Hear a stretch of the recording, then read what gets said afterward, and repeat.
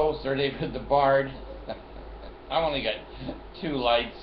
That's that's all I need. There's not much light in my life. Anyway, I wanted to do a show here from Kangaroo City down here in Australia. It's a day, a bar day. Every day I open that front door, it's a bar day. Let me tell you, I can't even. Jesus hates me so much. He has an entire quorum of elder Jesuses that run around and go, hey, the bar's going to do this, screw it up, break his car, break his home, break his heart, I don't know. Jesus hates me, and all you guys keep saying Jesus loves me, that just ain't true. I didn't want to get dressed, so I was just wearing my pillow. Anyway, I bought a very nice hospital bed. You know, it's a queen bed, and the top goes up, and the bottom knees come up, and it goes round and round. If you're having sex, it'll throw you off on the floor. You know, I'm not too worried about that actually. Anyway, I just haven't been able to sleep well. That's my computer. He's always talking. Anyway, I went down to a local store, and I'll buy from the local people if they're in line with the big box stores. If they're in line, I'll help the little guy if I can. Well, anyway, I bought 2 or 3 beds from this company, and I went in, and the salesman was courteous and informative, and so I chose a mattress, and I chose a hydraulic system that moves the bed up and down. Now, I chose to spend $1,200 for a bed. Now wait a minute, before you people shit on the screen, before you piss on my head, let me tell you, I'm almost 70, I've never had a new bed. All the beds I've ever slept in, other men have owned. So anyway, I think I deserve a new bed. Anyway, that's just my opinion. So I buy this $1,200 bed. Now the guy says we can't deliver it for 5 days with the Thanksgiving and all the things going on. Would you mind waiting? And I said, well, the bar don't like waiting, but you know, I don't want to be difficult, so I'll wait my turn. So I wait, and Friday's coming, and let's see, today's Saturday. It was yesterday. And so I'm waiting, and pretty soon there's a couple of guys that knock at the door, and they said, we're here to deliver your bed. And I said, hey, the bar is now happy. You're delivering my bed. Yes, we're delivering your bed. Well, let me tell you something. Changing out my old mattress and box springs was no easy task.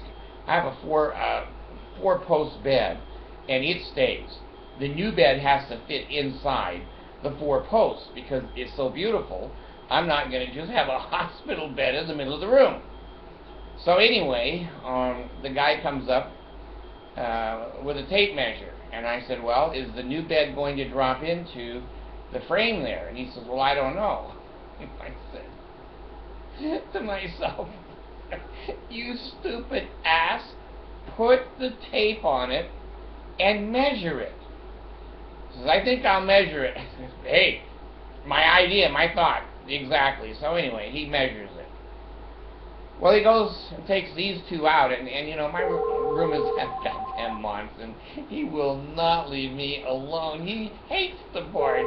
Jesus calls him all the time. Hello. Yes.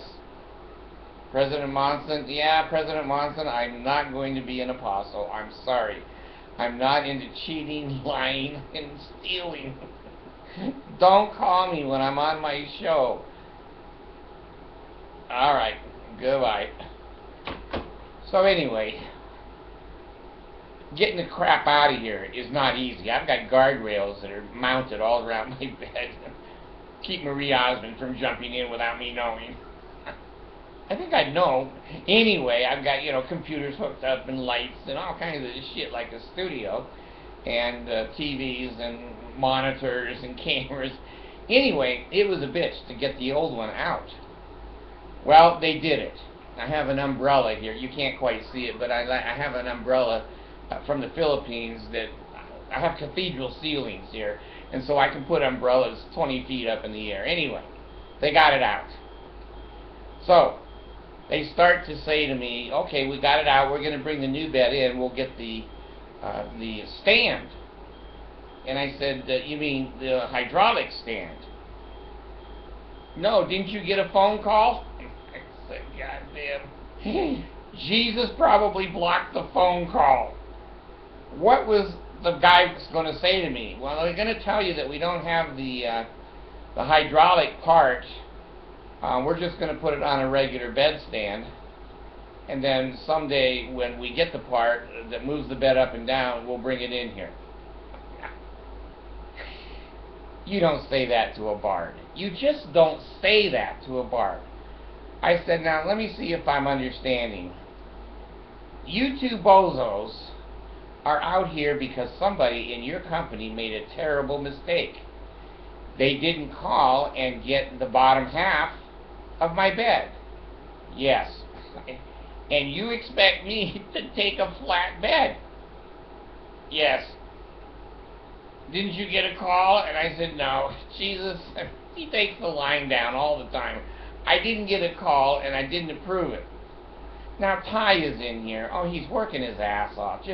We had to take pieces of the bed, the old bed apart, and get it out of here. Grandma's in here with the vacuum, and they're both wonderful people. Man, oh man. You're not going to get better people than those Filipino people. I'm sorry. They are the cleanest, the most clever, and the most desirable people to be around. So they're just working their ass off. I paid them a little bit. $1 goes a long ways in the Philippines. I gave them more than that. Anyway, it's perfect. And I said, now, I'm not going to accept the stand. He said, what are you going to do? And I said, I ain't sleeping on the floor. I'm handicapped, and I ain't sleeping on the floor. Give me the boss's phone number. So I called the boss of this company, a little local company. And you know me, I'm not very patient, and when people make mistakes, they fix them. If it's my money, they fix them. So he comes on the phone and he said, did you get a call this morning? And I said, no, I didn't. And that's why I'm calling you, because I'm pissed. So he goes quiet, and I said, now listen, if I wanted the bed delivered the next day after purchase, I could understand maybe there was a delay getting the box, the hydraulics for it. But it's been a damn week. You could have walked to New York and carried it on your back, fool. Well, I said, don't well me. And please, don't apologize, because apology means we're stupid, we're negligent, and we expect you to pick up the pieces of our stupidity. Don't say you're sorry. What you need to say is, we'll get that bed over to you. I don't care how you do it. He said, well, I have a check here for $1,200.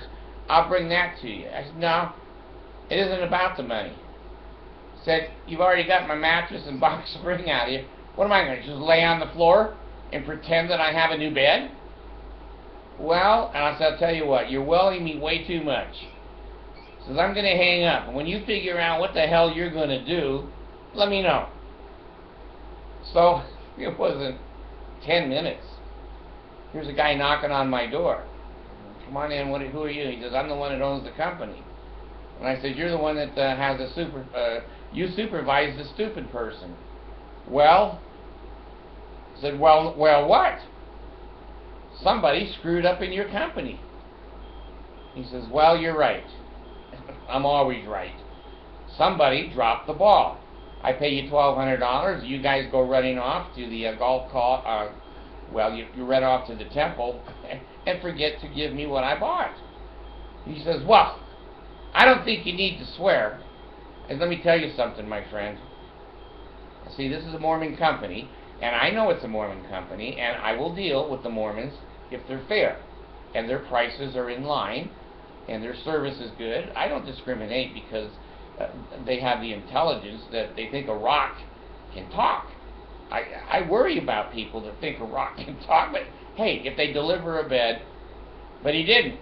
So he's standing there, kind of like attention, like a sergeant. I'm just sitting on the couch. Well, I don't think you should swear. I said, I don't give a shit what you think. You're standing in my fucking house, you got my fucking money, and you fucked up. Let me tell you something. I can swear every time I want. You don't want to hear it? Leave. He says, well, I was in the military. I thought he said the Marines. I didn't know I was fucking with a Marine. But anyway, a few good men. So I was in the Marine 8 years. And I heard a lot of that. And I said, well, good, then you're used to it. Now what the hell are you going to do? I need a bed in here. He said, well, there's two things I can do. I said, okay, let me hear the choices. He said, well, one is I'll give you money back. I said, and you're going to have the disabled guy sleep on the floor. I said, let me hear choice number 2, if you know what I mean. He said, well, you know, would you be willing to let us try to fix this? I said, yeah, by the end of the day. I'm not an unreasonable person. That bed will be up by the end of the day, or we're going to have some problems, Sergeant. So I said to him, listen, go get the one off of the showroom floor. Package it up, bring it here. I'll accept the showroom floor one, and you go without the damn bed in your store and be inconvenienced. Not me. You made the mistake. I ain't Jesus. I don't fix your mistakes. You go talk to Jesus, or you fix it yourself. Said, you got till the end of the day, get that goddamn bed in there, and me and you are going to be friends. You don't put that bed in there, you don't want the bard coming down and talking to your store down there, or standing out front talking to your customers. He says, no, we don't. I said, okay. Here's the bed. Here's the bed. So, I don't like to be that way. Now, you know, a lot of you say, you're lying, you love to bully people, and you love to, you know, push people around. That's not true. I hate it. Here's what I hate more. When people lie, cheat, and steal, now I'm pissed. Now the real bard comes out, and he's not a very nice person. He really isn't. He'll, you know, anyway, I'm not going to go that far. This guy, I'm sure, was either a bishop or a stake president. They're not used to being talked like that. I'm not in this church. I can talk any way that I want. I have my freedom. I'm a United States citizen. He took my money. And because he doesn't want me to swear at him, he's going to give me my money back? Fuck him. Keep my money, bring me the damn bed that I bought. Well, he finally did. And I told him, I said, you know, I'm not a person that's vengeful. He said, well, we don't want any unhappy customers. And I said, well, I won't be. Get that bed in here by the end of the day, and you and me are going to be friends. If that bed's not there, you don't know what being an enemy to the bard is. You have no idea. Okay. So he goes back. I know he was a bishop or a stake president. Well, they're not used to being disrespected.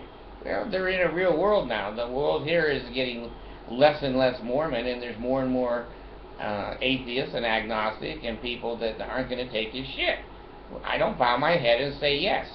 He can go up to the temple and bow his head and say yes, and all of his friends can do that, but that isn't the real world. That's not the real world. When you pay money, you make arrangements, or you call the person and say, hey, we're going to be late on that delivery. Can we do it on Tuesday? But they didn't call, they don't show up.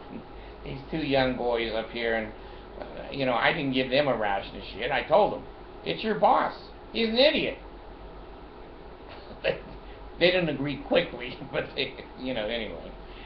So, that's my bed story. Now, to get my money out of my bed, anybody can ride my bed. I've had Abigail's in it up and down, up and down. A little Alec up and down, up and down. Grandkids up and down. Mercy up and down. Ty wouldn't get in it. He was scared of it. He'd never seen anything like that in the Philippines. He went, I ain't getting in there. It might blow up. Anyone can ride my bed as many times as they want because the warranty is there, and I want to get my money's worth. Now let me tell you something, and this is for old people. You young people, you sleep on each other. You don't need a mattress. When I was younger, I could care less if I had a mattress. She could lay on the floor. It was soft being on top of her. So anyway, when you get to be my age, it's harder to sleep. And we drowned in our own lungs. I mean, the water goes into our lungs. So I have the bed to come up a little bit, and the feet come up real good. And then there's a place at the end of the bed that I can put my feet. God damn. It's like Kolob. I'm waiting for my subjects to come in so I can say, okay, you go there, you go there. Oh, you're a Mormon? Get the hell out of heaven. We don't have any Mormons in heaven. So anyway, it's my story. It's my life. It is my story. When I go out that front door, I know Jesus is right out the front door. I don't let him in the house. You know, they said at Thanksgiving, well, maybe we should have a prayer. And I said, okay, we'll pray to Mercy. Mercy's the one that provided this food on the table. She cooked it, and she's worked very, very hard. If everyone wants to pray to Mercy, let's do it, as long as we close the prayer in the name of the Bard. Amen. I think we'll skip the prayer. Hey, do what you want, but Jesus didn't put this food on the table. Mercy and I did. Mercy and I did. We work all the time. All the time. She's not even home right now. You know, it's late in the evening. She's still working. I just got home a little while ago. That food got there, not from Jesus. And if it did come from Jesus, and I said to Ty, how come Jesus gave us food? And in your country, he gave you nothing. I don't know. And I said, I do. There ain't no such thing as Jesus. It's a crapshoot. You just got born in the wrong country. So anyway, Halloween, Christmas, and that's not Christmas. It's Thanksgiving. They're all holidays. When in dementia, they all fit together. So anyway, I have my hospital bed now. Now what I'm doing, I think is clever. It may not be. I think I've got my whole room set up better than a hospital or better than a nursing home. I mean, I've got, I forget, 4 or 5 TVs. One is video cameras, one is a Netflix, one is a regular, this one is a simulator. I got more shit to play with than anybody in a hospital. I get a better bed because it's queen. It goes up and down. And I got heaters, and I've got cabinets, and all the medical supplies. I've got intercoms if I need something in the middle of the night, and I can be taken care of in this bed. Well, this is what I'm doing, is I'm preparing for death, but I want to live as long as I can, as long as I'm not in pain. If I'm having dementia and I'm going outside naked, I don't know what they're going to do, just handcuff me to the bed. I don't know. But they need that retirement money. This family still needs to grow these children up and get them off to college. And as long as I'm alive, that retirement money keeps coming in. Well, they dumped me into a nursing home. The nursing home sucks all that money for themselves. So if they're willing to nurse me, as long as it doesn't get out of control, that money just keeps rolling in here, rolling in. So, and I'm comfortable. God, I'm sitting in my easy chair. My vibrator's on, my butt and my back. The heat is on. Oh, my butt's warm. My fan is on. God damn. This is better than I've got a view out here that'll just knock your socks off. It's the most fabulous view. The whole wall is all windows. And I can raise the bed up and look out there as an old man and go, boy, it's really pretty. It's cold and the wind is blowing. I can see the fire, and I got a fireplace right here, too. So, I have the jacuzzi tub right there. I don't have to, have disturbing all the family and everything, trying to get a bath and all that. I have handrails everywhere. So if Marie Osmond comes, I can hold this rail and climb where I've got to go. You know what I'm saying? Anyway, I'd rather my family have that retirement money than the nursing home. And when I'm gone, Ty and Nana, they're going to be old, and they may have to have the bed and be nursed to their death. So we all want to die here in the house. Every time I come on TV here, I die. Every time. So anyway, I do have my bed, and we're mounting the 40-inch. Oh, I got 3 TVs on Black Friday. I grabbed this black guy that had two. There's two of them I got, and then I got one over there at the big store. Anyway, I got 3 TVs, and they're 40-inch.